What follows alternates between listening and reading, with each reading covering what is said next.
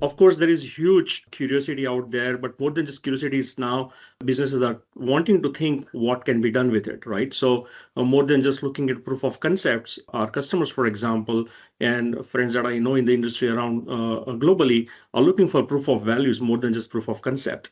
So how do you kind of really derive real value out of AI implementations is what is being very actively and very keenly being looked at. In addition to that, I mean, there are of course challenges out there. And challenges in terms of what really you are going to get out of it after all this exercise.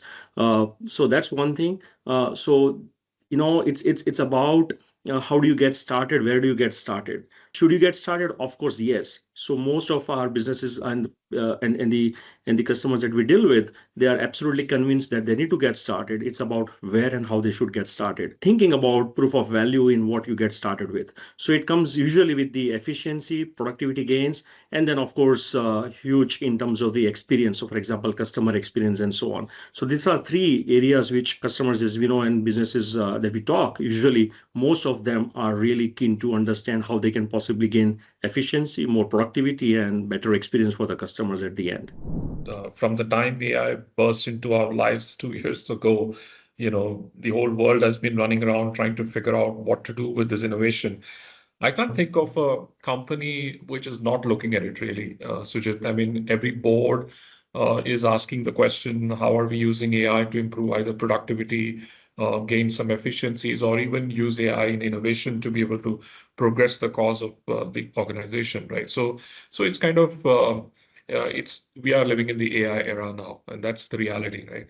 And if you take even organizations like Cognizant, for example, we have been in the forefront of AI from right from the beginning, both from a training and adoption standpoint.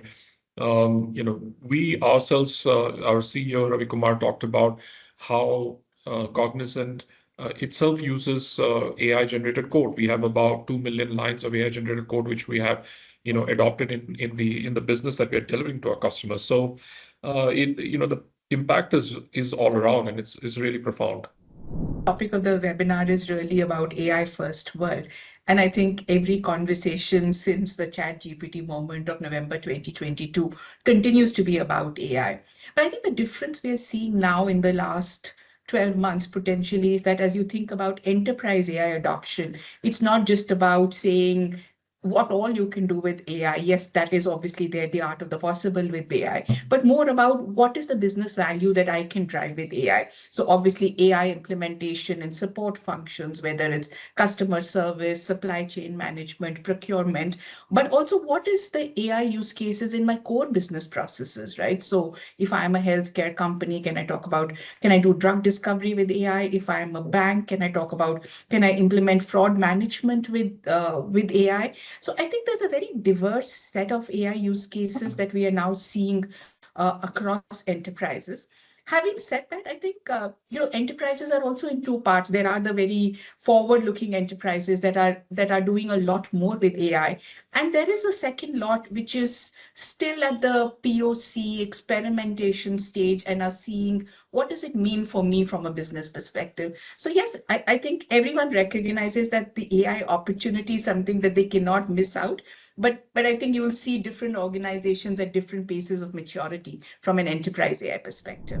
It's interesting we're talking about AI first applications or AI first businesses. However, in my honest opinion, we should also look at AI infused applications where one can leverage already existing assets, and how do you kind of leverage that? How do you augment that with AI? Because a lot of investments would have already gone into building these assets, solutions, and so on. And there is huge need out there into augmenting this with AI as well. Surge in demand for AI's use cases, implementing use cases, John, Sujit, whether it is small and medium enterprises or whether it is large companies, everybody is looking at experimenting and trying to figure out how we can best utilize it to get a competitive advantage, to bring some innovative stuff, etc., in the market. So there is a surge in demand for AI skills.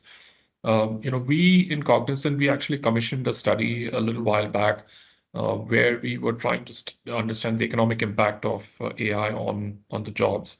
And the study basically found 90% of the jobs will be impacted by AI one way or the other. I think the knowledge of AI skills is across the pyramid. In fact, I was reading a data point saying that AI skills have almost grown 3x faster than AI job roles. So AI job roles are still limited, but the demand for AI skills is actually 3x of that. So that's, I think, one kind of differentiation that we need to bring into this discussion, that almost everybody needs to understand and work with AI. So at NASSCOM, we've actually created a five-step framework on, what are these AI skills. So obviously at the top of the pyramid is the AI expert. This is your PhD data science experts who will be involved in building out these models, or, really working with these models. Then of course the whole AI architects who are going to integrate customer solutions with AI expertise. I mean, we talk about AI as a capability, and how do I get AI experienced engineer these days? It's not there. And of course, if there are, it's very few, right? So it's about hiring for the capability, in which case hire a little early, have them work with you, right? And give them more exposure. And I think more and more academia are getting open towards that. And we see that's a great interest from across the country. And I think not just in one or the two states, but especially, you know what? There is a lot of interest coming from tier 2, tier 3 cities, as Sangeeta mentioned earlier. And we are seeing that as part of several campus to connect programs that we really run as part of our council and NASCOM as well. We see that interest really is going up well. I think all of us who have been in the business know that at the end of the day, data is the oil of the business, right? You have to obviously have a strong foundation from a data standpoint to do anything from insights to reports to even driving your AI engine. I think given how predominant cloud has been over the last few years, Sujit, I would say, I think that is one place where you will see a lot of intersection points. I think data engineering, everything related to data, right from data annotation to the higher end of data architecture. I think that's, again, a very, very big opportunity.